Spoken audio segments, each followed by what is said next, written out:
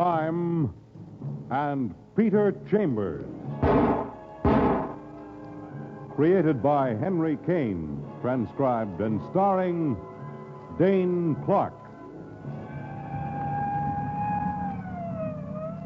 A private investigator, duly licensed and duly sworn, Peter Chambers.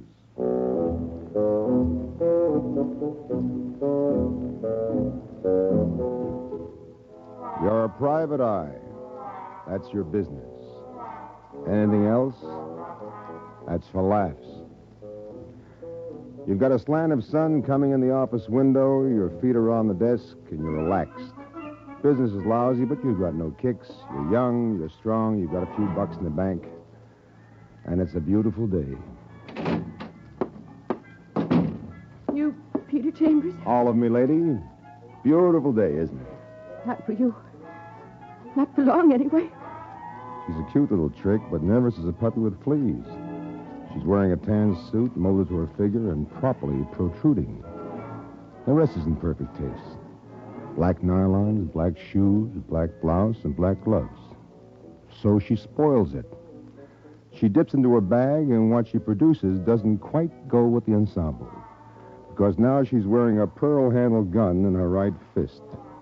Looks like a .38, and it's pointing directly at you. So you scrape back out of your chair, and you go to her. Stand back. Stand back, I tell you. Honey, you're not even holding the gun right. I know what I'm doing. Keep away from me. You're shaking like you're practicing to be a cooch dancer. Now relax, little lady. Keep away, please, please. Okay, now. I've got the gun, and you're still shaking. Now sit down, lady. What's your name? Elsa Corey. What do you do? Do? For a living. A gun moll, you ain't. I'm an actress. Working? Yes. Well, come on, sister. This is like pulling teeth. Let's have it all in one lump. I have the second lead in The Lady Dances. It's in rehearsal. It's my first real job. It's produced by Jack Burke. He hired me. Anything else? Where do you live? 1013 East 39th Street, 2B. Oh, please don't point that gun at me. It's your gun, remember? Okay. I drop it in my jacket pocket like so. See? No more gun. Now, what's this jiggle all about? Jiggle? Look, it's a beautiful day. I'm sitting around with my feet on the desk, dreaming my own personal little dream. So a dame drops in, wriggling around a Roscoe, and the Roscoe is blinking its eye at me, so I got a right to ask. What's it all about? Well, I can't. Oh, that's coherent. Now, let's do it incoherent this time. I came here to kill you. Why? I was sent. By whom? Bruce Burke. Bruce Burke, huh? Well, it's all in the family. Jack Burke, Bruce Burke, two lonely brothers. Well, I never met your producer, but Bruce. Brucey boy, I know. I'm sorry. I'm dreadfully sorry. Believe me, I don't think I could have. I couldn't. I know I couldn't. All right, Elsa. Elsa Corey, simmer down. Just make yourself at home. I'll be back. Where are you going? To pay a call on Brucey boy. Maybe he can fill me in where you can't. And don't go away, baby. Papa will be back.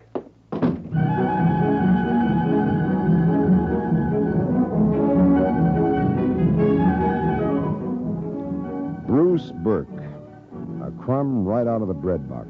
A bum with a couple of $1,000,000. A sharpshooter that owns a nightclub called The Flame. You put the light out on The Flame about a year ago, hooked him for watering his stock.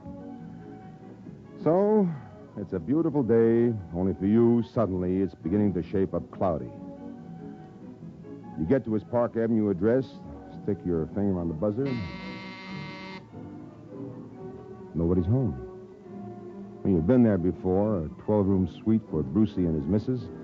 Plus, she's got an apartment on the side.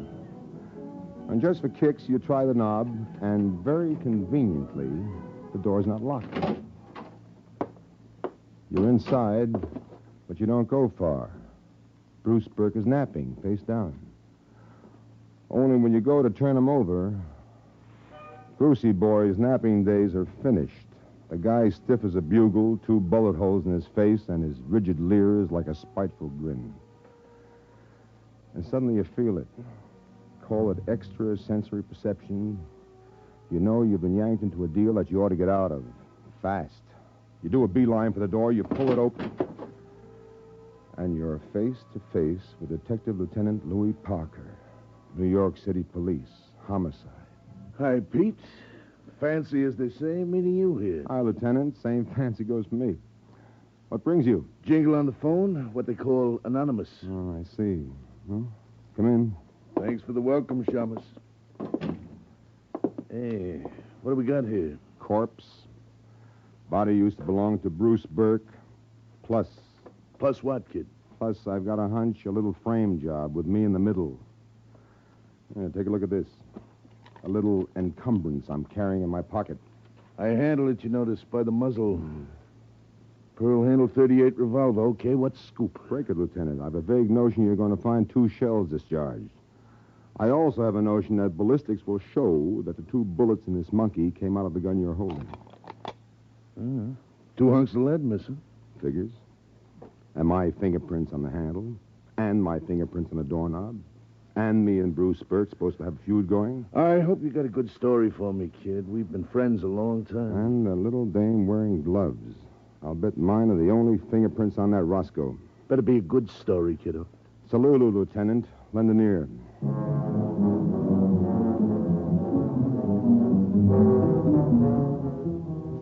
You tell him the tale and he listens. Louie's an old friend. You've worked together for years. He promises a thorough check on the situation, and you promise to be down to see him to check the check. You leave him the pearl-handle pistol, and you leg it to the next spot that might furnish a little information. The Lady Dances is rehearsing at the Ascot on 48th off Broadway. Backstage, there's one solitary guy working a song on a piano. Well, what do you want, Bub? Looking for Jack Burke. I'm Jack Burke. Stands up from the piano, very fashionable type. White hair, slender figure, $200 suit. Well, what is it, young man? What do you want here? Oh, I thought there was a rehearsal going on. It's off for a while. Oh, may I ask No, you may not ask. What do you want here? Oh, name's Peter Chambers. I'm a private detective. I'd like to inquire about a young lady, Miss Elsa Corey.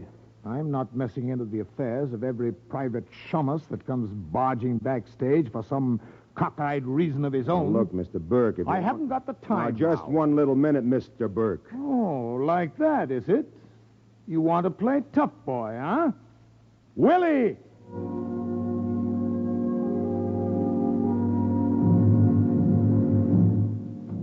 A muscle-bound monster comes ambling out of the wings. The guy's 6'4" and practically as wide as he's long. Willie's got a face that's half moron, half pig. And the part of the pig is dangling in a couple of ham-like hands. But you're not worried about Willie. You've got a large ego and a lot of confidence.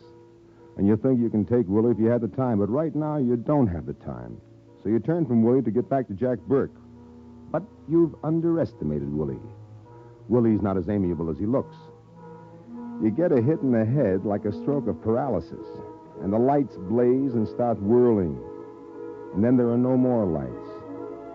There's blackness, whirling, spinning, blackness. You open your eyes and you're sitting on a sidewalk, sprawled like a drunk that forgot how to stop. You're backed against the stage door, but it's locked. You've got a bill to collect with a joker named Willie and a larger bill with his boss, Jack Burke, but you can't now. Thoughts joggle in your mind, and then you know where you're going. Loretta Burke is the wife of Bruce Burke, and she's got a lush little cave of her own on Central Park South. You head for it thinking about her. Loretta Burke, who managed a nightclub called The Flame. You head for her diggings, and then you're there. Hello, Mr. Chambers. To what do I owe the pleasure? A lush blonde, 30 years younger than Bruce. A page boy blonde with shining hair and shining green eyes. And a figure that brings it to a full stop. Loretta Burke in silver lounging pajamas. Always nice to see you, Mr. Chambers. May I offer a drink? You may. I can use it. Here you are, Mr. Chambers. Thank you. Well, you're not yourself today, are you? Gulping your drink. Well, for a very recent widow, Mrs. Burke, you're certainly bearing up staunchly. I didn't know that you knew. Well, let's do a reverse on that, sweetie. I didn't know for sure that you knew. Look, tough boy, I don't believe in mourning. I don't wear my heart on my sleeve. No, what do you wear it? Inside, where it belongs. I'm a gal with a lousy reputation, but in my own peculiar way, I loved him. Maybe you did in your own peculiar way. Well, let's put it this way. Whoever killed him, sooner or later, is going to face up to me. Now, you got any comment, Mr. Chambers? I don't know. This started off as such a beautiful day, and me sitting around thinking about how business is lousy. Maybe you ought to get out of here and see if you can't stimulate a little. Gentle hint, Mrs. Burke? I've got a lot of things to do. I get it. Well, one question before I leave. You know a little dame by name of Elsa Corey? Never heard of her. Bye now. See you around. You bet you will.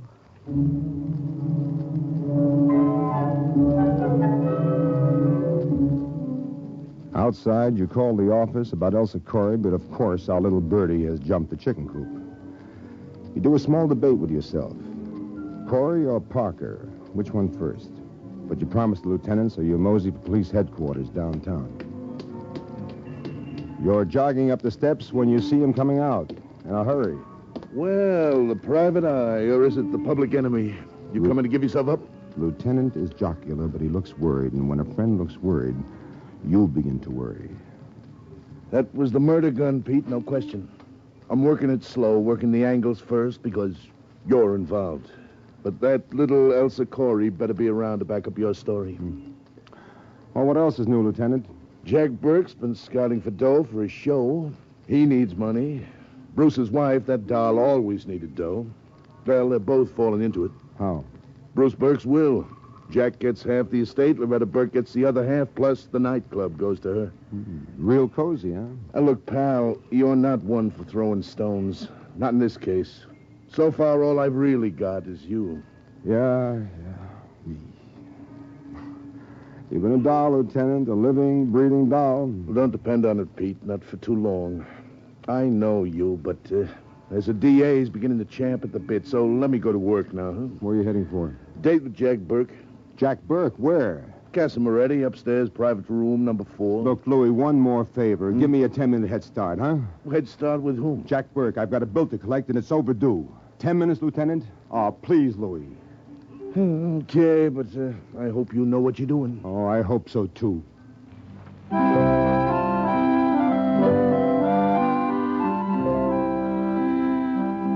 The Casa Moretti is in Greenwich Village, and it serves the longest, skinniest, most flavorsome spaghetti west of a little town called Rome, which they tell me is in Italy. Casa Moretti has a downstairs dining room and an upstairs private room where you can run yourself a tete-a-tete or a banquet, depending on your mood. Your mood right now is for a little private chatter, and you rub your knuckles against a door marked 4. What? You again? Now, look here. First, you clip him because you owe it to him. No! Then you close the door. Then you drag him into the room. And you give him a quick frisk, but there isn't a thing on him that's incriminating. So now you pick him up and deposit him in a chair. And you slap him back to consciousness. What? Live it up, Mr. Burke. Well, listen to the birdie sing. I'm listening. And you're no birdie. What do you want? A bit of polite conversation, nothing more. Well, what do you want? Johnny One Note, that's me. Little lady by name Elsa Corey. Know her? Yes, she's the second lead in the show we're rehearsing. Know her any better than that? She's an actress in my show, period. Have it your way. According to her, she says your brother sent her to see me. Did you introduce her to your brother? No. You happen to know if your brother was acquainted with her? My brother is dead. I know that. And from what I hear, you, a private eye by the name of Chambers, you hated his guts. I'm supposed to know all about that, too. All right. Is there anything else?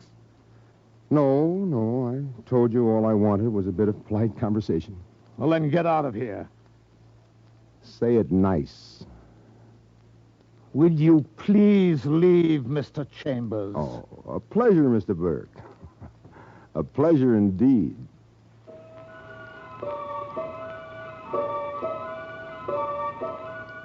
There's one stop left. You've done the merry-go-round. You've gone the full circle. Elsa Corey said 1013 East 39th Street. Turns out to be a tinderbox. Ramshackle is an ancient barn on a prairie. Young actresses don't have it too easy, and rent is a problem.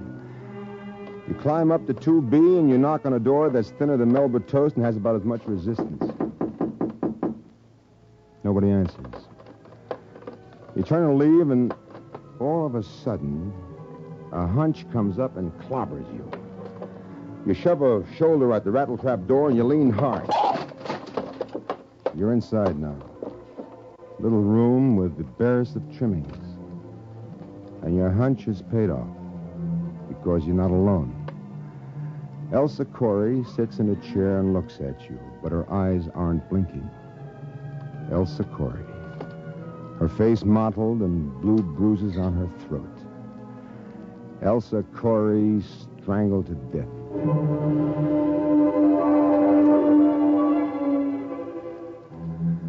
So, it's still a beautiful day. Only it's not day anymore. It's nighttime. You've gone home and you've put in a little afternoon sleeping, but it hasn't helped. You're way down deep in a jam and you feel it beginning to close in. How goes it, Pete, boy? Pretty bad. Yeah, bad. Detective Lieutenant Louis Parker, a nice guy and a good friend, but the expression on his face is that of a pallbearer with rheumatism doing his job on a rainy day. Ain't good, pal. Stinks, in fact. Yep. Elsa Corey, she's dead. Yeah. We got another one of them phone calls. Anonymous. I can clear that for you. Like how? I made that phone call. You did? Yep. I busted into her place and I found her. Like what you found when you got there.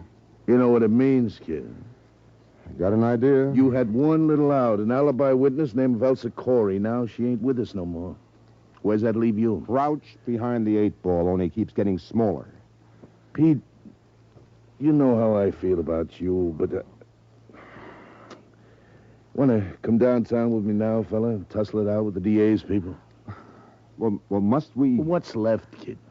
Well, I've got a little night duty to attend to. I've been sort of resting up for it. Night duty? Yeah, now look. Let's make a date, Louis. I either collect a killer for you or I present myself. Present yourself when? Let's say tomorrow morning, bright and early tomorrow morning. You either get a closed case by then or you've got me. You know, I only work for a living, Pete. I can get kicked off the force I fast. never crossed you up, Louis, ever. It's been a long time now, you and me. It's one for the storybooks, a private eye and a public cop who can work together and who respect each other. We got a deal. Deal it is, eh? Bye, Lieutenant. Bye, Detective.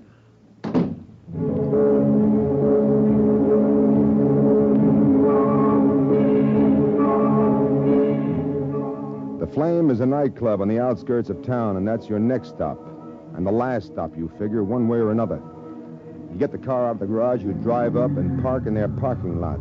The club is a distance off, and you crunch through gravel on your way. You see a uniformed cop a distance off, but you don't see what's right close near you. Easy does it, mister. Well, if it ain't little Willie. That's me, pal. Willie's loaded with artillery and is jammed to your ribs. Back up to that shed, mister. Double time we do it. But you're not having any. You're not turning your back on Willie. You did that once, and once is enough. So the left comes down on the gun, and the right goes to the chin. And down goes Willie with me on top of him. The gun gets kicked out of the way, and Willie absorbs a few additional raps, and then my hands are around his throat. You choked at me. That's the general idea, Willie. Let up, mister. Let up. Let up. New position, Willie. Now I'm sitting across you like you're a hassock, and my fingers are still around that bull neck of yours. And you're a little weaker, Willie. You're quite a little weaker. Talk, Willie. What do you want to know? Why did you conk me backstage at the Ascot? I got the signal from Jack. You work for him? Yeah. Okay, I think we're in rhythm now. Why did you cloak Bruce Burke? I didn't. Oh, you need a little more pressure on your throat. Is that it? No, I had nothing to do with Bruce. Okay. Elsa Corey. Talk it up good now, Willie. Well, okay. I went there. 39th Street. Jack sent me. I did a job on her like Jack told me to do.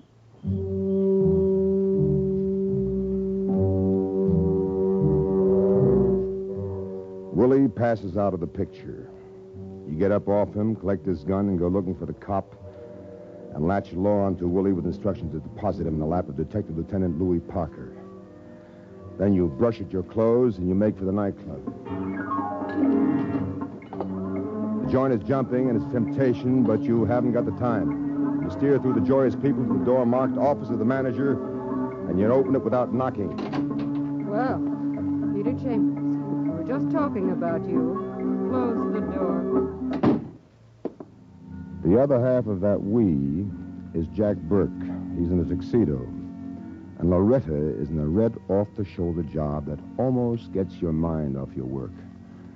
But the old mind comes right back to attention because dear Loretta shoves a lily white hand into the desk drawer and comes up caressing an ugly 45. Sit down, Mr. Chambers. Oh, thanks. I'll stand. Jack and I have been chatting about you. In what connection? In connection with the death of my husband. Lady, you're pointing that gun in the wrong direction. What are you talking about? I'm talking about Jack Burke, who dreamed himself up a foolproof little murder, only I'm going to take it apart for him right now. This had better be good. Listen, this guy is in a jam with his show. He's looking for money all over town. Do you know whether he asked Bruce for a loan? Yes, I know he did. And Bruce turned him down. Bruce had no confidence in the lady dancers. So Bright Boy figured one out. If he bumps Bruce, he gets half of his estate. Even if he can't get the loot right away, he can borrow on the strength of it. So he kills him. He's a liar. He knows a little dame, second lead, Elsa Corey. This kid doesn't know which end is up. So he gives her the cleaned-up gun, and she's wearing gloves, so it's still clean. And what is she supposed to do with She's it? supposed to come to me because Jack thinks there's bad blood between me and Bruce. She's to threaten me, not shoot me. No, nothing like that. And she's to tell me that Bruce sent her. Bruce? Why Bruce? Because this guy figured it exactly as it happened. Oh. I took the gun away from her. I went to Bruce to find out what it was all about. The door was conveniently left open for me, and I found Bruce like this bum had left him. And then a cop show, spurred by an anonymous phone tip. Cute, huh? Cute enough. Where's the girl? That Elsie Corey. Yes, where is she? Where is she? Look at him wiggle. The big producer. Where is she? She's dead. What? He wasn't going to let her hang around to testify against him, was he? Did you ever hear of Willie? Of course. Willie choked her to death. Proof, not words. The law's caught up with Willie. He's yodeling out there like a broken-down jukebox. Well, that's proof against Willie, not proof against me. Look at him, squirming like a rat with his tail in a trap. Look at him. How much more proof do you want?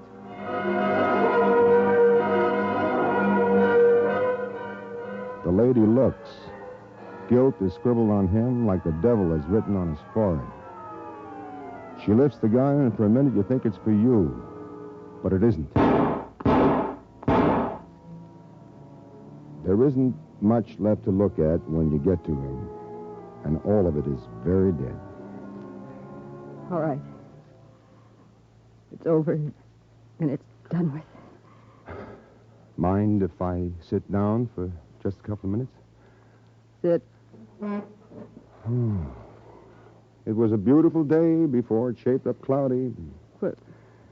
What are you talking about? Then a dame comes in and threatens me with a gun, and I get myself jammed up with the law as a murder suspect, and I get pushed around by an ape named Willie, and then I almost catch up at the wrong end of your 45, but it's finally developed into business. Business? From whom? You. Me? Next stop for you is a pokey. Maybe with a good lawyer. Who knows? It turns out justifiable homicide. That's business for a lawyer, not for you. True enough, but a lawyer's got to have facts. Now, who's better at getting up facts for you than yours truly? I'm beginning to see what you mean. How much?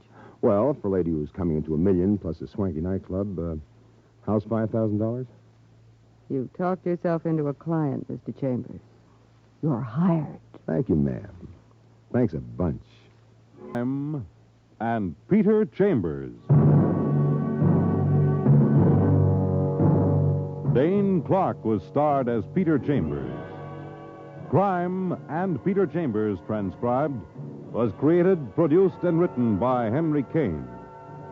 Others in the cast were Bill Zuckert, heard as Lieutenant Parker, Fran Carlin as Loretta, and Everett Sloan as Jack.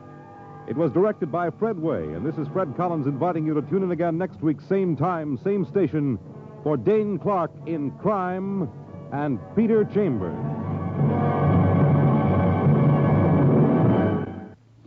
Visit with Fibber McGee and Molly tonight on the NBC Radio Network.